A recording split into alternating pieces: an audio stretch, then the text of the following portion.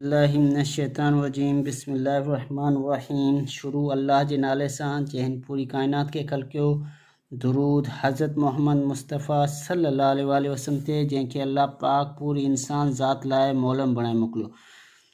अस्सलाम वालेकुम दोस्तों, तव्हां सभिनी खे मुंहिंजे चैनल मेरान एजुकेशन में भलीका। दोस्तों, जीअं त SST प्रिपरेशन जे हवाले सां जेका सीरीज़ हले थी सब्जेक्ट वाइज़, उन में अॼु आउं सिंधी जा MCQs खणी आयो आहियां पार्ट 2 जा। पार्ट 1 जेको आहे मूं ऑलरेडी जेको आहे यूट्यूब ते रखी छॾियो आहे।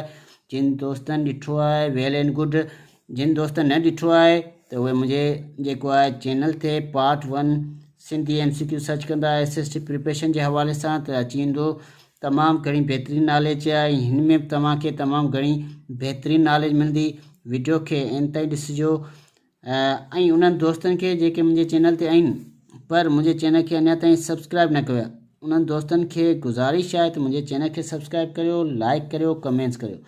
तव्हांजा कमेंट्स असांखे इनकरेज कंदा त असीं वधि खां वधि सुठी वीडियोज़ तव्हां ताईं पहुचायूं, हितां हुतां मालूमात गॾु करे तव्हां ताईं बहितरीनु खां बहितरीनु वीडियोज़ उहो मवादु तव्हां ताईं आणियूं था जेको पेपर में अचण वारो आहे। एक्स्ट्रा का बि नॉलेज जेको आहे ऐं कोशिशि कंदो आहियां त एक्स्ट्रा नॉलेज शेयर न कयां।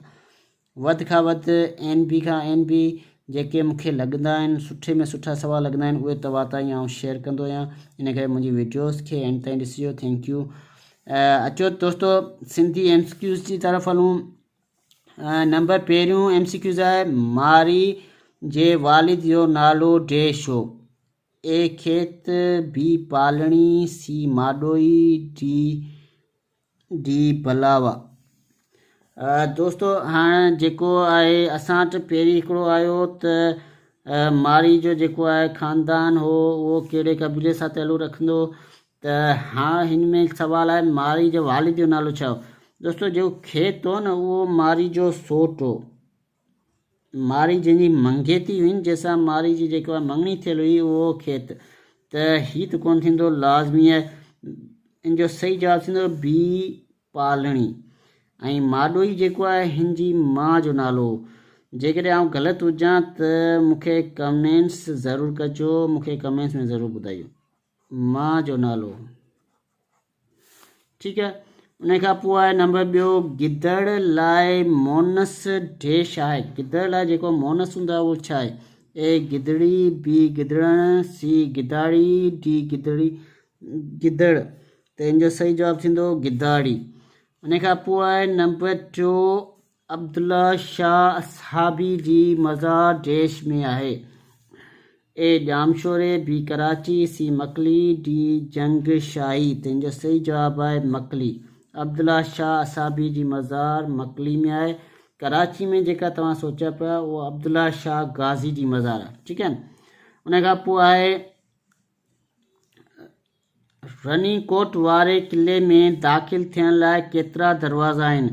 A 1, B 2, C 3, D 4। त इन जो सही जवाबु आहे दोस्तों D 4। रनीकोट किले में दाख़िल थियण लाइ 4 दरवाज़ा आहिनि। उनखां पोइ आहे सुर कामोड में छाजो बयानु आहे।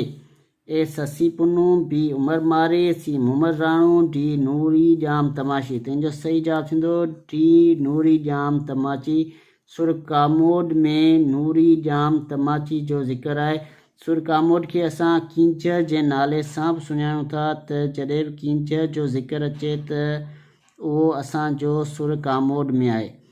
नेक्स्ट क्वेश्चन थी सघे अचे त कींचर जो ज़िक्र कहिड़े सुर में आहे, त इहो बि सुर कामोड में आहे। ठीकु आहे न। अॻिते हलूं था। अच्छा दोस्तों, उन खां पोइ क्वेश्चन आहे, बाबा फ़रीद गंज शकर जे दोहनि जो सिंधी तर्जुमो कंहिं कयो आहे। बाबा फ़रीद गंज शकर जे दोहनि जो सिंधी तर्जुमो कंहिं कयो आहे। A Agha Salim, B Abdul Jabbar Junejo, C Shaikh Ayaz, D doctor Nabi Bakhsh Baloch. त इन जो सही जवाबु आहे आगा सलीम। A आगा सलीम। अच्छा दोस्तों, उन खां पोइ आहे दोस्तों करबला जो वाक़ियो शाह अब्दुल लतीफ़ भिटाई कहिड़े सुर में ॻायो आहे। करबला जो वाक़ियो शाह अब्दुल लतीफ़ भिटाई कहिड़े सुर में ॻायो आहे। A सुर कामोड, B सुर केॾारो, C सुर कल्याण। त इन जो सही जवाबु आहे सुर केॾारो। अच्छा, कॾहिं कॾहिं सुर केॾारो जी माना बि अची वेंदी आहे। सुर केॾारो जी माना आहे मातम, ग़म, ॾुख। ठीकु आहे। उन खां पोइ आहे कारूंज जबल मां डेश नदियूं निकिरनि थियूं। ए 3, B 5, C 7, D 9। तंहिंजो सही जवाबु आहे B 5। उन खां पोइ आहे क्वेश्चन नंबर 9। उस्ताद बुखारी किथां जो रहाकू हो? ए खैरपुर, B हैदराबाद, C दादू, D लाड़काऊं। तंहिंजो सही जवाबु आहे C दादू। अच्छा दोस्तों, उनखां पोइ आहे क्वेश्चन नंबर 10। दोस्तों क्वेश्चन नंबर 10 करण खां पहिरीं उहे दोस्त जेके मुंहिंजे चैनल खे ॾिसी रहिया आहिनि उन्हनि खे गुज़ारिश कंदुसि त मुंहिंजे चैनल खे सब्सक्राइब करियो। Thank U. क्वेश्चन नंबर 10 आहे सिंधी नज़म जो पहिरियों शाइर डेश आहे? ए अल्लामा इक़बाल, B सच्चर सरमद, C काज़ी कादन, D शाह अब्दुल लतीफ़ भिटाई। त हिन जो सही जवाबु आहे दोस्तों C काज़ी कादन। ठीकु आहे। उन खां पोइ आहे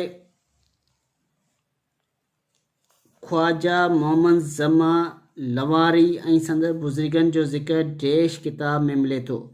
ख्वाजा मोहम्मद ज़मा लवारी ऐं संदसि बुज़ुर्गनि जो ज़िक्र डेश किताब में मिले थो? ए बयानुल आरिफ़ीन, B मरगूब एबाब, C सकाइल ज़माइर। त हिन जो सही जवाबु आहे B मरगूब एबाब। उन खां पोइ आहे नंबर 12 किताब तारीख़ तमदन इस्लाम। किताब तारीख़ तमदन इस्लाम कंहिंजो लिखियलु आहे? ठीकु आहे। किताब तारीख़ तमदन इस्लाम कंहिंजो लिखियलु आहे? ए अल्लामा दाऊद पोटा, B करीम बख्श चन्ना, C अल्लाह बचायो समूह। त हिन जो सही जवाबु आहे B करीम बख्श चन्ना। किताब तारीख़ तमदन करीम बख्श चन्ना जो लिखियलु आहे। ठीकु आहे।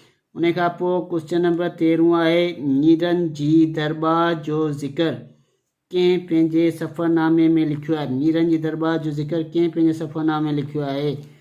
A Charles Napier, B Burnes John, C Henry. त हिन जो सही जवाबु आहे ए चार्लिस नेपियर। ही असांजी अॼु जी वीडियो। मूंखे उमेद आहे त ही वीडियो तव्हांखे पसंदि ईंदी। अहिड़ियूं सुठियूं वीडियो ॾिसण लाइ असांजे चैनल सां गॾु रहो। असांजे चैनल खे सब्सक्राइब करियो ऐं बेल आइकॉन ते क्लिक करियो। त बेल आइकॉन हूंदी सफ़ा नंढड़ी शइ आहे पर इहा तमामु वॾी कम जी हूंदी आहे। तव्हांजे क्लिक सां असांजी वीडियो पहिरीं तव्हां ताईं पहुचंदी। ओके, अल्लाह हाफ़िज़, टेक केयर, पंहिंजो ख़्यालु रखिजो।